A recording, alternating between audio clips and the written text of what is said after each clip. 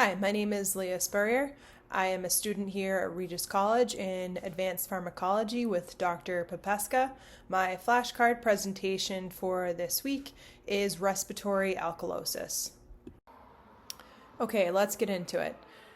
Respiratory alkalosis. What is respiratory alkalosis? Well, there are 4 different acid-base imbalances that can occur within the body. The body is always trying to maintain a constant state of balance.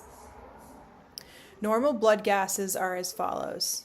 pH is 7.35 to 7.45. PaCO2 is 35 to 45, and the PaO2 is 80, as well as the bicarb being 22 to 26. However, in respiratory alkalosis, what happens is the respiratory rate increases, causing carbon dioxide loss.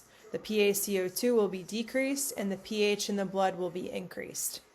Imbalances need prompt treatment to get the body back to an equilibrium.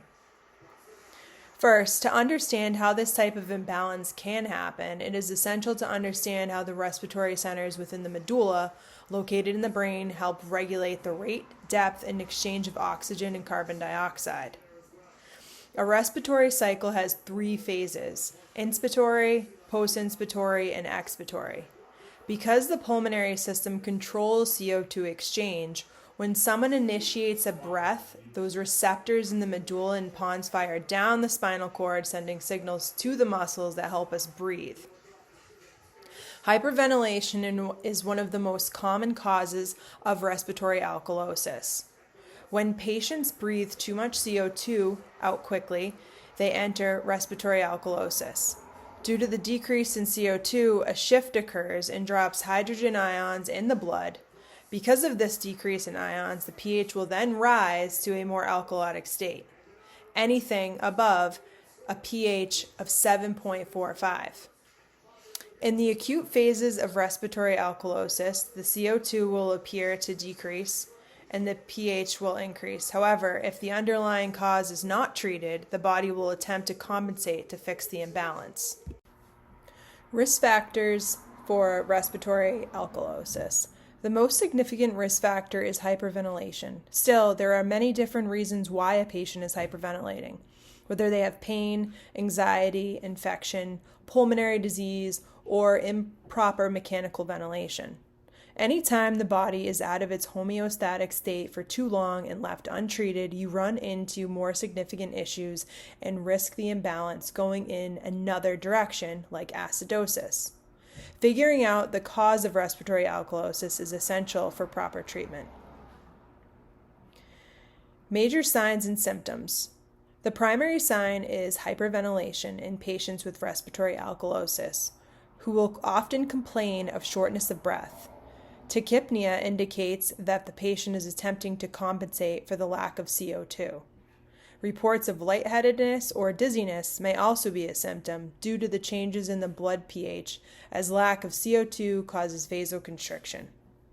Muscle cramps, weakness, and fatigue due to the increased pH in the blood can cause a decrease in calcium.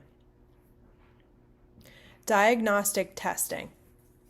While signs and symptoms can indicate the problem, diagnostic testing is essential to confirm the diagnosis.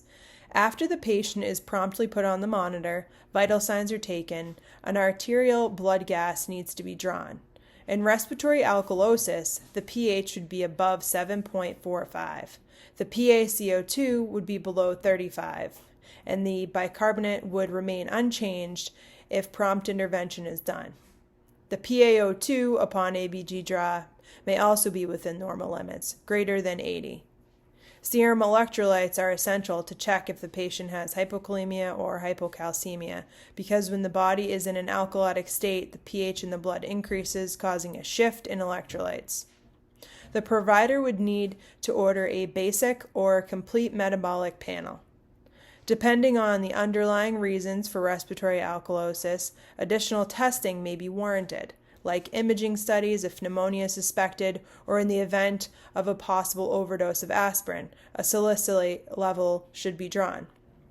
As mentioned previously, it is essential to know the underlying cause, and this is when assessment of patient's presentation past medical history, and a list of medications can help the provider make quick decisions on how to treat the patient best.